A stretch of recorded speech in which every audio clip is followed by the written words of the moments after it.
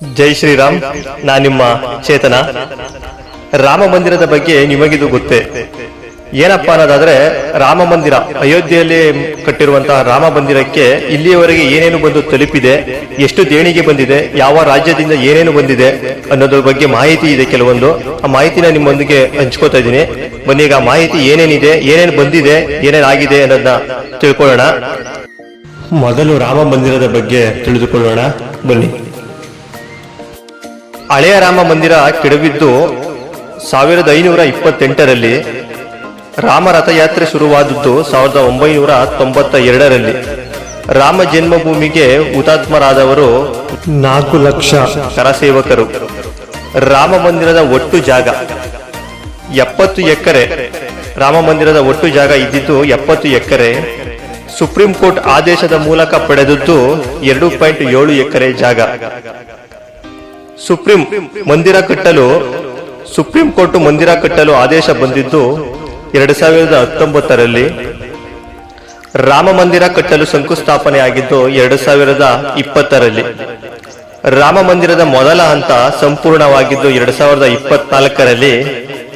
ಬಾಲರಾಮ ಪ್ರಾಣ ಪ್ರತಿಷ್ಠಾಪನೆ ಜನವರಿ 22, 2024, ಅಂದರೆ ಇದೇ ದಿನ. ರಾಮ ಮಂದಿರಕ್ಕೆ ಭಾರತೀಯರು ಕೊಟ್ಟ ದೇಣಿಗೆ ಒಟ್ಟು ಸುಮಾರು 5,300 ಕೋಟಿ.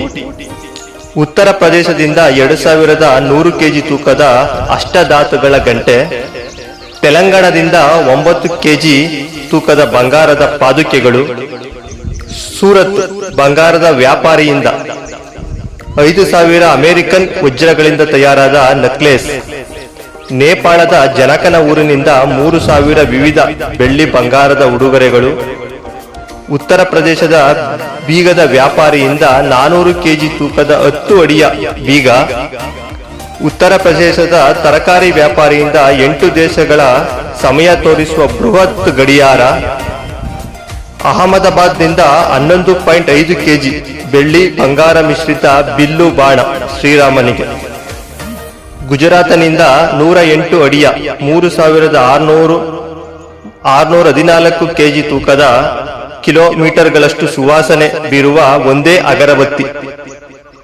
ಗುಜರಾತ್ನಿಂದ ಒಟ್ಟು 5,500 ಕೆಜಿಯಲ್ಲಿ ಕಂಚಿನ 7 ಧ್ವಜಸ್ತಂಭಗಳು ಸಿದ್ಧವಾಗಿವೆ.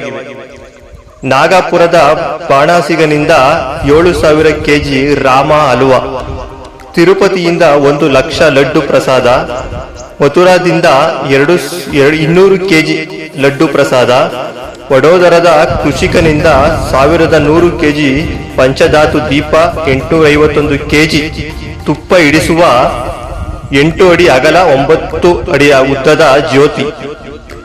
ನಮ್ಮ ಕರ್ನಾಟಕದಿಂದ ವಿಶ್ವವೇ ಕೈ ಮುಗಿಯುವ ರಾಮಲೀಲಾ ವಿಗ್ರಹ. ಇದು ಈ ಪುಣ್ಯ ಭೂಮಿಯ ತಾಕತ್ತು, ಸನಾತನ ಧರ್ಮದ ಪುನರುತ್ಥಾನದ ವರ್ಚಸ್ಸು. ನೋಡಿ ಏನೆಲ್ಲ ನಮ್ಮ ಶ್ರೀರಾಮನಿಗೆ ದೊರಕಿದೆ. ಇದು ಅಲ್ಪವಿರಬಹುದು, ಇನ್ನೂ ತುಂಬಾ ಇದೆ. ಕೆಲವೊಂದು ಸಿಕ್ಕಿರುವ ಮಾಹಿತಿ ಆಧಾರದ ಮೇಲೆ ನಿಮಗೆ ತಿಳಿಸ್ಕೊಟ್ಟಿರೋದು. ಇನ್ನು ತುಂಬಾ ಇರಬಹುದು, ಇನ್ನು ತುಂಬಾ ಹೋಗಿರ್ಬಹುದು. ಇಷ್ಟು ಅಂತ ಹೇಳಕ್ಕಾಗಲ್ಲ, ಅದಿಷ್ಟು ಅಂತಾನು ಗೊತ್ತಿಲ್ಲ. ಆದ್ರಿಂದ ಕೆಲವು ಗೊತ್ತಿರುವಂತದ್ದು ನಾನೀಗ ತಿಳಿಸ್ಕೊಟ್ಟಿರೋದು. ಜೈ ಶ್ರೀರಾಮ್.